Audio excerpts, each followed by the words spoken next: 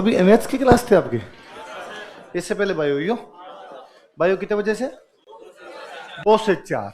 अच्छा, आज नहीं बायो होती नहीं। अच्छा, आज उल्टा कर दिया। अच्छा, कोई बात नहीं, ऐसा सही है। बीच में मैथ्स हो गए। हाँ, पहले मैथ होना चाहिए ताकि तुम नहीं आओ, है ना। अच्छा अच्छा, कल टेस्ट क्यों नहीं दे रहे थे आप लोग? हाँ, वो तो मैं भूल गया, अब याद आया मेरे। मतलब पूरी क्लास सिखा ली थी आप, सारे के सारे बैग ले लेके रवाना हो रखे थे। हाँ, वो दिया तो बाद नवीन जी नीचे से भेजा होगा या तो। कितने लोग वापस आए थे सीढ़ियों से, जो पहले घर जाने के लिए तैयार हो गए थे बाद में वापस आए थे? क्यों? तो मतलब क्यों नहीं देना चाहते थे आप? हाँ, टेस्ट का पता नहीं था, मैथ्स का था इसलिए। भाई मैथ्स का टेस्ट अब देंगे नहीं। हाँ, मैंने ऐसा कभी नहीं कहा, मैंने ऐसा कभी नहीं कहा आए नहीं तो हाथ नहीं लगाना चाहिए। उल्टा मैंने शुरुआत से ही आपको कहा था कि जितना जीव डालोगे इस सब्जेक्ट में उतनी आएगी। यदि अब मैंने कहा था जिसको नहीं आती उसको आती नहीं है बाद में, कोशिश तो की जाए। भाई क्यों नहीं आती उसका रीजन है कि बंदा कोशिश ही नहीं करता है। भाई क्यों नहीं आए मैंने तो बताई थी आपको, बहुत सिंपल सा सब्जेक्ट है। मुझे ही आता है तो आपको यह जाना चाहिए। हाँ भाई, मैं तो इतना कभी कोई इंटेलिजेंट भी नहीं रहा, फिर भी आता है मुझे, मैथ्स आता है। हाँ हाँ, नेक्स्ट शेड्यूल में टेस्ट मेरा है, ठीक है, मेरा ले लेंगे। जो आएगा वो तब देखना, टेस्ट सीरीज वाले जाने और उनका काम जाने, कल पूछ के बता देंगे। क्या बताया हुआ, किसका बताया हुआ टेस्ट? राजस्थान जी के, राजस्थान हिस्ट्री। मैं कल पूछ के बता दूंगा उनसे कैसा लेंगे कैसा नहीं। तो मैं ठीक यार, कल मैं तो आया सीढ़ियों में सारे जा रहे, तो मैंने नवीन जी से पूछा कि भाई इस बैच की छुट्टी कर दी क्या? तो उन्होंने कहा नहीं तो अब इस बैच में क्या है? तो इस बैच में टेस्ट है। अच्छा, और ये तो तुम कहना बंद ही करोगे, मैथ्स का था इसलिए नहीं दे रहे, टेस्ट नहीं दिए जाते थे। ज्यादा दिक्कत यह है कि टेस्ट देना बहुत टफ काम है, नहीं दिए जाते। वो मैं आपको शुरुआत की क्लासों से बताता हूं कि इस फील्ड में सबसे टफ काम टेस्ट देना है, और जो बच्चा टेस्ट दे लेते हैं उनके सिलेक्शन हो जाते हैं, और वो ही नहीं दिए जाते स्टूडेंट से, बाकी सारे बराबर ही पढ़ते हैं। ऐसा कभी नहीं होता है कि मतलब कुछ बच्चों का नॉलेज ज्यादा हो जाता है और कुछ का कम हो जाता है। 19-20 तो देखो हर जगह ही रहता है, बाकी कोई ज्यादा बड़े यूं ड्रास्टिक चेंज नहीं होते कि किसी बच्चे को कुछ ही नहीं आता है और किसी बच्चे को बहुत ज्यादा आता है। जिन बच्चों का सिलेक्शन हुआ उनका एकमात्र कारण उन्होंने टेस्ट दिए, जिनका सिलेक्शन नहीं हुआ उसका एकमात्र कारण उन्होंने टेस्ट नहीं दिए। और ये मैथ्स वाली बात नहीं, आपसे नहीं दिए जाएंगे, बाकी भी नहीं दिए जाएंगे। मैं तो पुराने बैचों में जाता हूं ना, पुराने बैचों में जिस दिन टेस्ट वाले दिन कभी किसी पुराने बैच के अंदर चले जाओ तो सीटें खाली। जैसे मंडे वाले दिन मेरी किसी बैच में, पुराने बैच में क्लास है, उसमें गया तो मैं, अरे आज टाबर कमी है, फिर कोई ना कोई बच्चा कह देगा टेस्ट था टेस्ट था टेस्ट था, तो नहीं आते। या बाद में ये होगा कि टेस्ट वाली क्लास को गोल मार जाएंगे, अगली क्लास के अंदर आगे बैठ जाएंगे। तो मान लो मेरी 11 से 1 क्लास है और 11 बजे मान लो 10 बच्चे एक साथ घुस रहे हैं क्लास में, तो इसका मतलब तुम 7 से 11 एब्सेंट थे, तो 7 से 11 क्यों नहीं आए? तो ऐसा हुआ होगा कि 7 से 9 क्लास रही होगी, 9 से 11 टेस्ट हुआ होगा, तो 7 से 9 भी बंक मार गया। वरना उसको लगा 7 से 9 चला जाऊंगा तो फिर 9 से 11 2 घंटे बैठे बैठे क्या करूंगा, तो इससे अच्छा मैं रूम पे रह जाता हूँ, 11 से 1 डायरेक्ट सर वाली क्लास में चला जाऊंगा। या यदि वो टेस्ट 11 से 1 है तो 11 बजे उठ के चला गया बाद में। टेस्ट देना इस फील्ड का सबसे टफ काम, टेस्ट नहीं दिए जाते, इसलिए प्लीज हैबिट डालिए। टेस्ट नहीं दोगे, मुझे इस तैयारी में एक सिंगल बंदा ऐसा लाके बता दीजिए जो कहे कि मैंने एक भी टेस्ट नहीं दिया तब सिलेक्शन हो गया। ऐसा हो तब तो हम आपके टेस्ट बंद कर देंगे, कि टेस्ट लेंगे ही नहीं। आप कहोगे उस दिन ले लेंगे, आप कहोगे उस दिन नहीं लेंगे, पर आपको कभी नहीं मिलेगा ऐसा कोई आदमी। हाँ, ये हो सकता है कोई कहे कि मैंने सारे दिए थे फिर भी नहीं हुआ, ऐसा कोई एग्जाम्पल फिर भी मिल सकता है आपको। पर भाई या तो आप सारे ही दे रहे हैं तो उसमें सिलेक्शन तो कुछ ही लोगों का होगा, पर ऐसा, हाँ, ऐसा कोई एग्जाम्पल आपको नहीं मिलेगा कि कोई बंदा आपको यह कह दे कि मैंने देखो एक भी टेस्ट नहीं दिया, मैंने तो एक भी आंसर नहीं लिखा, मैं तो सब्जेक्टिव वाले टेस्ट भी नहीं देता था, मैं तो ऑब्जेक्टिव टेस्ट भी नहीं देता था और मैंने सिलेक्शन करवा लिया। यदि ऐसा होता होता तो हम, भाई आप ये तो मानते हो ना कि मंडे को 2 घंटे की क्लास तो खराब होती है ना, हाँ? मान लो एक भी टेस्ट ना लिया जाए तो मंडे को क्लास लगाई जाए तो कोर्स थोड़ा बहुत भी ओवर जल्दी, तो एक महीने में मान लो 4 क्लासें भी खराब होती है तो 18 महीने की कोचिंग चलती है, 15 महीने भी टेस्ट दिए तो 60 घंटे तो सीधे सीधे 60 2 120 घंटे खराब होते हैं। इसमें तो 2 सब्जेक्ट निपटा जाए हम छोटे छोटे बड़े, तो जो बैच 18 महीने चलता है वो कम से कम 16 महीने के आसपास तो है, 17 महीने के आसपास तो है, हमारे तो फायदा ही है। बाद में टेस्ट में इतना वो बर्डन है टेस्ट वाला जिसकी हद नहीं। एक पूरी 100 लोगों की टीम इस पे काम करती है कि वो पेपर बनाती है, उन पेपर को चेक करती है, ये पेपर कलेक्ट करती है, ये पेपर जांच करती है, ये पेपर टाइप करती है, ये पेपर प्रिंट करती है। इसमें इतनी माथापच्ची है जिसकी हमारी कोई हद नहीं।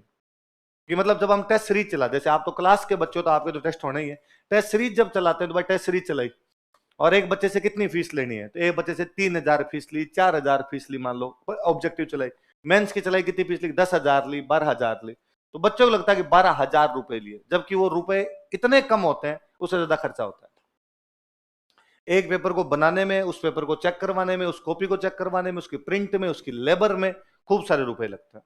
मतलब आप यूं मान के चलिए कि मेंस वालों के एक पेपर लेना, इसका मतलब 1,000 रुपए का खर्चा, उसको बनाने का, उसके बनाने वालों की लेबर, उसके चेक करने वालों की लेबर, उसकी प्रिंटिंग की लेबर, वो सब लेबर मिला के 1,000 रुपए। बच्चों से फीस कितनी ली जाएगी, टेस्ट कितने लेंगे कि अपने टेस्ट लेंगे इनके 30 रुपए, कितने हैं कि 10,000, 12,000। मैं कहता हूं उसके रुपए होने चाहिए 50,000 टेस्ट सीरीज, उसी के होने चाहिए रुपए कि यार टेस्ट सीरीज में हम तुम्हारे आंसर लिखे उन आंसर को चेक करेंगे।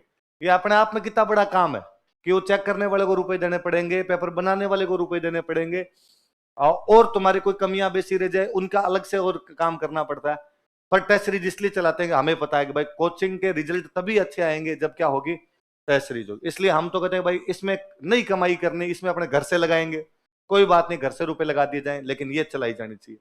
तो भाई 30 टेस्ट लेंगे, कितनी है कि 10,000 रुपए ले लो, तो 10,000 में तो अपने घर में ही पढ़ता नहीं पड़ेगा, कोई बात नहीं, घर से लग जाएंगे तो रुपए तो कोई फर्क नहीं पड़ेगा। और जितने टेस्ट ज्यादा होंगे, जो बच्चे ज्यादा टेस्ट देंगे, उन बच्चों के सिलेक्शन भी क्या होंगे। और मैंने तो दिन पहले ही कहा था आपको, आप तो शाम को कॉपियां वोपियां चेक करवाने जाते हैं, तब वहां जो मेंस वाले बच्चे बैठे रहते हैं उनसे पूछना, कभी यूं ही पूछ लिया करो कि भैया इस बार जो पेपर हुए थे कैसे हुए। वो सब भैया आपको एक बात कहते हुए मिलेंगे कि पेपर सारे टेस्ट सीरीज से थे, पेपर सारे किससे थे। अक्सर लोग यूं बाहर ऐसी खूब सारी बातें करते हैं, मतलब मार्केट में मैं खूब सुनता हूं कि स्प्रिंग बोर्ड वाले पेपर आउट करवाते हैं, इसलिए इनके इतने ज्यादा सिलेक्शन होते हैं। स्वाभाविक सी बात है, 1,000 लोगों की वैकेंसी आई, 700 सिलेक्शन किसी एक कोचिंग से होना शक पैदा करेगा। 650 सिलेक्शन थे यार पिछली बार, सारे ही अपने थे। लोग कहे कि भाई कौन कौन हुआ तुम्हारे, सारे जितने वो सारे हमारे ही थे, बाकी कहां के थे। 650 तो डायरेक्टली हुए थे हमारे, बाकी 350 तो हमारे पास नहीं है, तो हमारे नोट्स पड़े होंगे। हमसे बचकर जाओ। आप तो जयपुर की किसी लाइब्रेरी में जाके बैठ जाओ और उसमें भले ही वो बच्चा अपने पास आता है, भले ही वो बच्चा अपने पास में नहीं आता, उनके सबके नोट्स देखो आप, द नोट्स अब, द नोट्स अब, द नोट्स अब, spring board academy, spring board academy.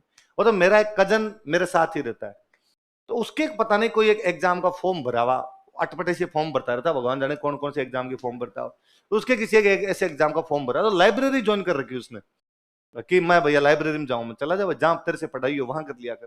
तो लाइब्रेरी के अंदर वो जाके बैठे, तो वो मेरे को डेली आगे बताता ही था कि लाइब्रेरी में भाई साहब सारे बच्चे स्प्रिंग बोर्ड वाले नोट्स लेके बैठे रहते हैं, जबकि स्टूडेंट नहीं है स्प्रिंग बोर्ड के, वो तैयारी तो इस मेरे वाले एग्जाम की कर रहे हैं। कोई कॉमर्स टाइप का एग्जाम था, कॉमर्स वालों का एग्जाम था, और उसमें राजस्थान जीके भी आती है, क्योंकि राजस्थान जीके के सारे ये लोग ये नोट्स लेके बैठे रहते हैं। उस एग्जाम में राजस्थान जीके क्वेश्चन इतने टफ आए कि अपने नोट्स में से कुछ ही नहीं था, है ना, इतना अजीब सा है। पर तब पेपर होता है तो उसका एक अलग लेवल है कि भाई अपने नोट्स में से कुछ ही नहीं आया ना, इसका मतलब दुनिया में किसी को नहीं आया यार। तो जो दुनिया में किसी को नहीं आया वो आपको भी नहीं आया, तो उसका कोई फर्क आपके नहीं, मतलब उसमें वैसे क्वेश्चन देखा, आना सागर झील में कितने टन पानी आता है आरबीएनएल जो भी था मेरे को याद नहीं, पता नहीं बूंदी जिले का क्षेत्रफल बताओ, और ऐसे ऐसे सवाल थे। तो वो मेरे बड़ा कजन गए कि भैया वहां लाइब्रेरी में मेरा एक दोस्त बना हुआ है, वो इस एग्जाम की तैयारी नहीं कर रहा था। तो मैं अब जब एग्जाम देने के बाद वापस गया तो उसने मेरे से पूछा कि तुम्हारा पेपर कैसे हुआ, मैंने कहा ठीक ठाक सही हुआ। तो उसने कहा ठीक ठाक सही कैसे हुआ, तो कि मैंने उसका यार वो राजस्थान जी के क्वेश्चन पता नहीं कहां से अटपटे अटपटे पूछ लिए थे, और उनमें से मेरे को तो क्वेश्चन आ ही नहीं रहे थे, पर नोट्स में भी नहीं थे।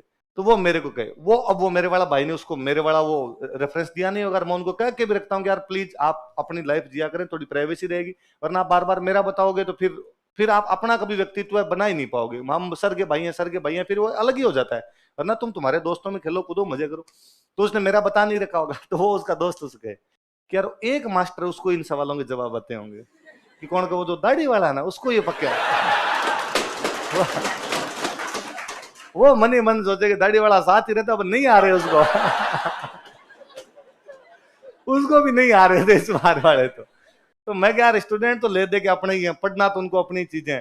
तो ऐसा क्यों कि भाई इतने सिलेक्शन क्यों हो जाते हैं? तो कोई बाहर भी ये कहता है कि पेपर आउट, तो मैं कहता हूं हाँ सही बात, हम पेपर आउट करवाते हैं, पर पेपर आउट का मतलब ये है कि हम इतने पेपर ले लेते हैं कि जितने संभावित क्वेश्चन बनते हैं वो सारे पूछ लेते हैं कि भाई इस एग्जाम में, मेंस के एग्जाम में कितने क्वेश्चन बन सकते हैं। तो 17 सब्जेक्ट है, सबके जोड़ जाड़ के भी आप क्वेश्चन जोड़ोगे ना, आपको ही पता चल जाएगा। ऐसा कोई हमारे पास में कोई गणित नहीं है कि मुझे पता चलता है और आपको नहीं पता चलता। मतलब आप कोई सब्जेक्ट पढ़ लो, ढंग से पढ़ लो, और बाद में आप बैठ के देख लोगे मेंस के क्या क्या क्वेश्चन, आप छांट लोगे, और आप यकीन मानिए आप वाले पेपर में से पेपर आ जाएगा। एक मोटी मोटी यार विजन यूं हो जाता है अपना, यार ये मेंस में आ सकता है, ये नहीं आ सकता, ये आ सकता है, ये नहीं आ सकता। तो सारे क्वेश्चन मिला मूलू के 1001 बनते हैं, 17 पेपर के मिला के, 17 जो सब्जेक्ट है उनके मिला के अपने 1001 क्वेश्चन है, जिनको यदि कोई बंदा बार बार रिटर्न प्रैक्टिस कर ले, घुमा फिरा के वही पूछना, लैंग्वेज चेंज कर दे, थोड़ी बहुत ऊपर नीचे कर दे, वो बात अलग है, बाकी वो पूछेंगे। अब अपने को पता है भाई ये 1000 सवाल है, वो 1000 सवाल बच्चों के 50 टेस्ट लेने हैं, पूछ लो। 52-53 टेस्ट तो तुम्हारे सीधे सीधे हो जाते हैं। ये जितने दिन कोचिंग चलेगी वो कोचिंग के अंदर हो जाएंगे, प्री में मेंस में घुमा फिरा की चीजें तो एक जैसी सी होती है। फिर मेंस वाली टेस्ट सीरीज चलती है, उसमें पूछ लो। फिर ये मैं आपको देता हूं शाम को, आप चेक कराते, इसमें दे दो। अब किसी बच्चे ने उन 1000 क्वेश्चन को 2-2 बार भी लिख लिया, यदि ये सेम का सेम क्वेश्चन वहां पर आ गया तो वो वैसा वैसा छाप के आ जाता है वहां पर। बाकी लोगों की तुलना में उसके नंबर 2-2.5 ज्यादा आ जाते हैं। एक 10 नंबर का क्वेश्चन था, एक साधारण लड़का जो करेगा, जिसने वो क्वेश्चन पहली बार वहीं जाके देखा, आरपीसी वाले पेपर में देखा है, लिखेगा तो वो भी ऐसा थोड़ी है वो लिख नहीं पाएगा, पर वो 10 नंबर का लिखेगा तो उसमें गलतियां करेगा, 10 में से नंबर आएंगे 4।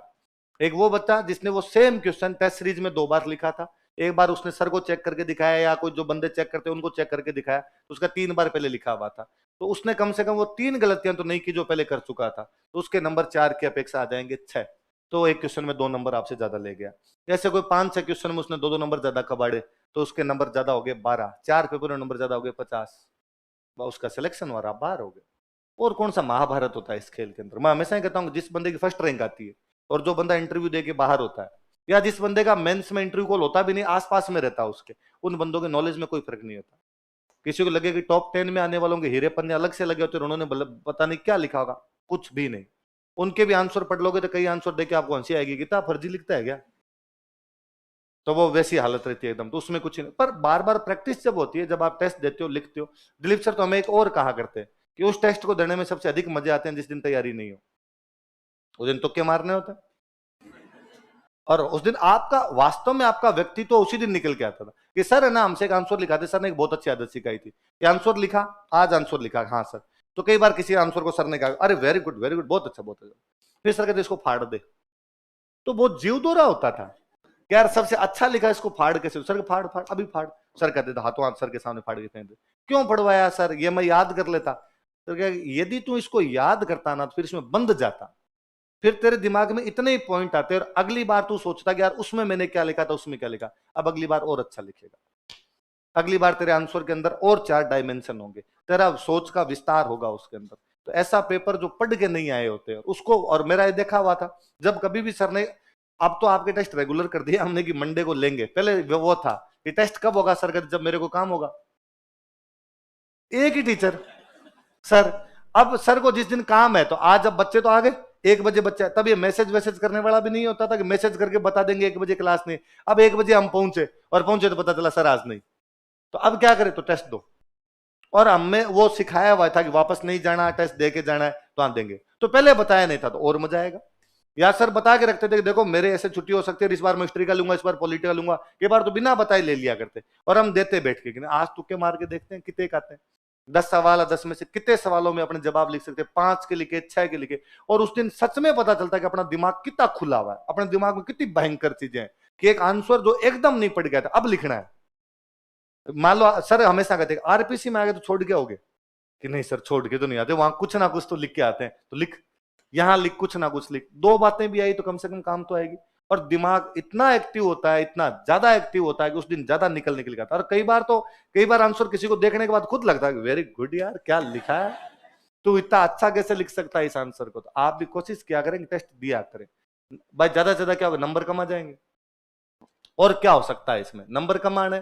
घर वालों को तो आप वैसे ही नंबर बताते नहीं हो, क्योंकि जब टेस्ट नहीं दे रहे तो क्या नंबर बताते हो आप। खुद का है तो खुद में कौन सी बेइज्जती, कौन सी है, कम से कम आएंगे तो सोचने पर मजबूर तो हो गया आप कि यार कम आए तो अपने थोड़ी सी मेहनत ज्यादा करें, वरना तो सोच ही नहीं पाते अपने। इसलिए प्लीज टेस्ट अवॉइड मत क्या करें। मैं कहता हूँ इसके अपेक्षा क्लास बंक कर लिया करें। एक क्लास बंक करने का लॉस उतना नहीं है जितना टेस्ट बंक करने का। मेरा